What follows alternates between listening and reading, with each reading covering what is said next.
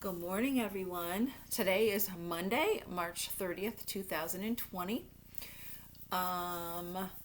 Today is Monday. Yesterday was Sunday. Tomorrow will be Wednesday. I am going to go into the classroom today and get some more materials that I need. They're giving us all like a little bit of time to go in there to get things. So I'm doing that this morning. And then I want to tell you the joke for today. So the joke for today says, what did the left eye say to the right eye? You ready? Between us, something smells. Sorry, I thought it was kind of cute. Today I want to talk to you about, I'll read you another story from Harold and the Purple Crayon. And I want to say that we're going to do another Google Hangout on Tuesday around 6 o'clock at night. I'll send out the link for that. And I'm not going to do a math video today because I'm going to tell you what to do in math at the end of this video.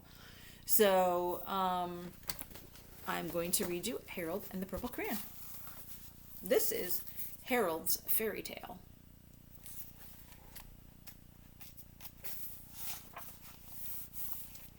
This is by Crockett Johnson. One evening, Harold got out of bed, took his purple crayon and the moon along, and went for a walk in an enchanted garden. Nothing grew in the garden. Even if he hadn't known it was an enchanted garden, Harold scarcely would have called it a garden at all. To find out what the trouble was, Harold decided to ask the king. Kings live in castles, large castles. Harold had to make sure the castle was big enough to be the king's. He didn't want to waste time talking to any princes or earls or dukes.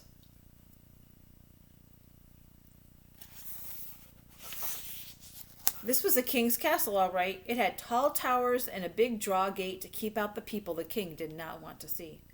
But when the draw gate was closed, it kept Harold out too.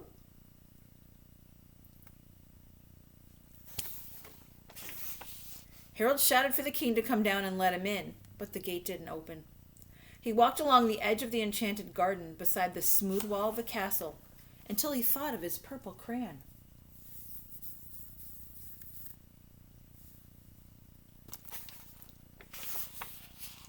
A person smaller than a very small mouse would be able to get in.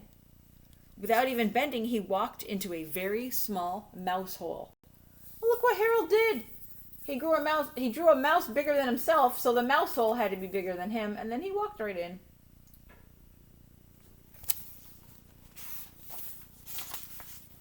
He walked through the mouse hole into the castle. He invited the mouse in too, but the mouse preferred to stay outside. As he gazed around inside the big castle, Harold felt very tiny.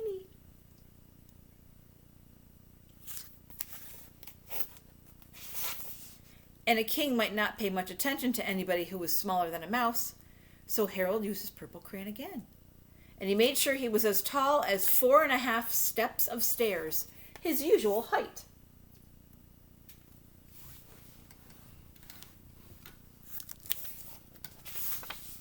Then he climbed up the stairs looking for the king. He went up and up and up until he got so tired he couldn't climb another step.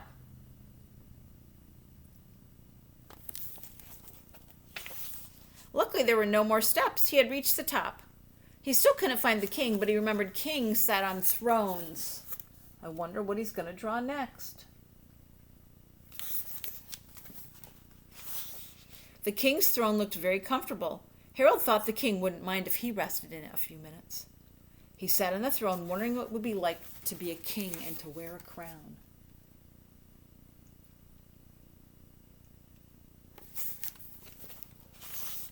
He tried it with the king's crown. It was all right for a while, but the crown began to feel very heavy.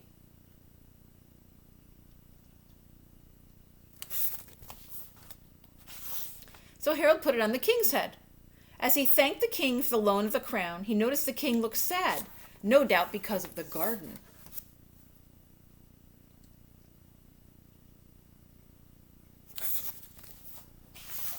He asked the king if the trouble was due to a witch or a giant. The king wouldn't say which.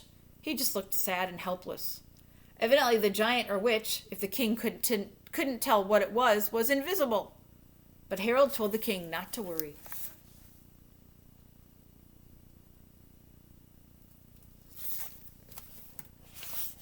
He set off to find the invisible witch or giant, brandishing his purple crayon, and accidentally, his crayon made a hole in the wall. The accident embarrassed Harold. But the hole was the handiest way out of the castle, so he climbed through it. When he looked down to the other side of the hole, he realized he'd forgotten how high up he was. He needed something tall to climb down on, something as tall as a steeple.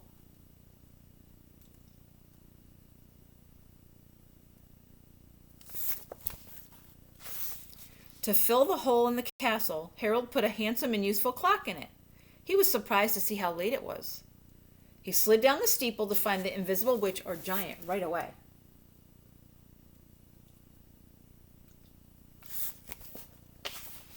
It wasn't a steeple, it was a pointed hat. It was a giant witch!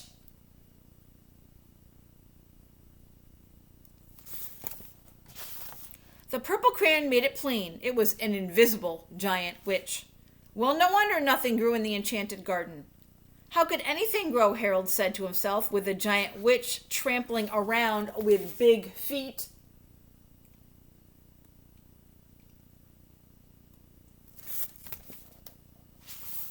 Now he saw what the trouble was. All Harold had to do was drive the witch out of the enchanted garden.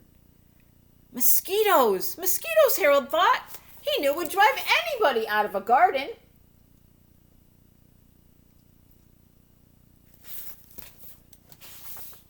The mosquitoes drove out the witch. They were also driving Harold out of the garden. He had to make smoke to get rid of the mosquitoes.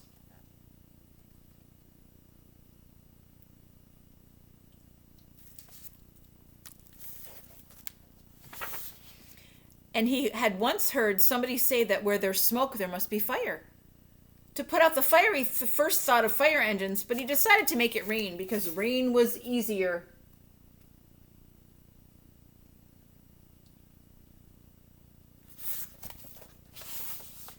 The rain soaked everything, Harold too. But he said it was good for flowers. He was right. Soon there were flowers.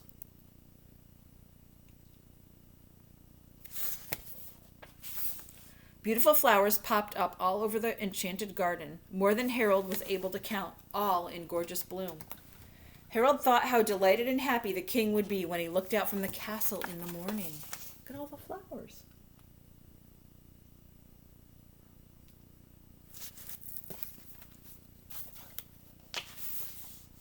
And then, amazingly, the last flower turned out not to be a flower at all, but a lovely fairy.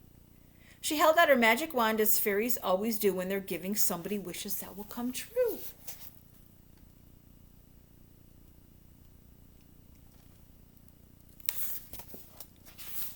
Harold couldn't think of a thing to wish for, but to be polite, he took one wish and told the fairy he'd use it later. Besides, Harold thought as he started on his long walk home, a wish might come in handy sometime.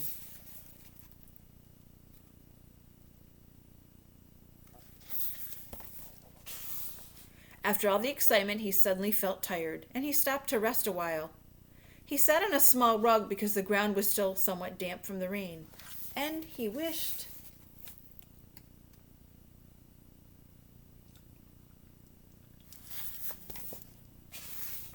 He wished the rug was a flying carpet. At once, Harold felt it rise in the air. It flew fast and high.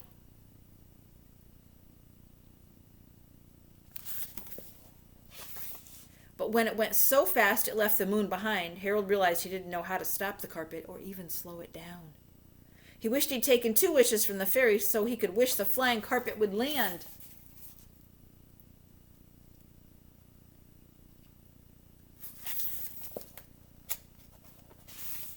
But he didn't have his purple crayon. He landed the flying carpet in his living room right behind the high-backed chair his mother sat in knitting.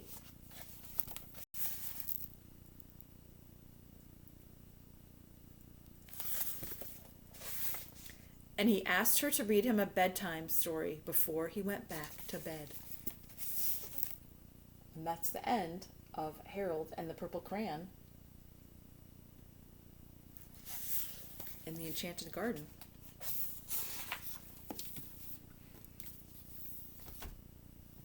Today, for your reading, read for your 30 minutes. You can do some writing with poetry. We will be wrapping up the poetry unit and the fiction reading unit this week. We're going to move on to nonfiction for next week, and I'm going to send some links so you can get some nonfiction books online. And we'll also be wrapping up the poetry and going on to our next unit in writing. That's what I have to go to school tomorrow to grab those books. Today, for math, what I want you to do is I want you to do the chapter review test in the back of the book. I'm not going to do it with you first. I want you to do it on your own and see what you can do. It is, I think it's 4 pages long. It's 4 pages long, but it's only like 8 questions. So do all these yourself. And then tomorrow, when I do my math video with you, I'll have the answers on there, and then you can check your work as you go along to see how you did. So do your very best on your own. Get someone to help you if you need to with the reading. And then tomorrow I'll give you the answers for that. I think that's it for today.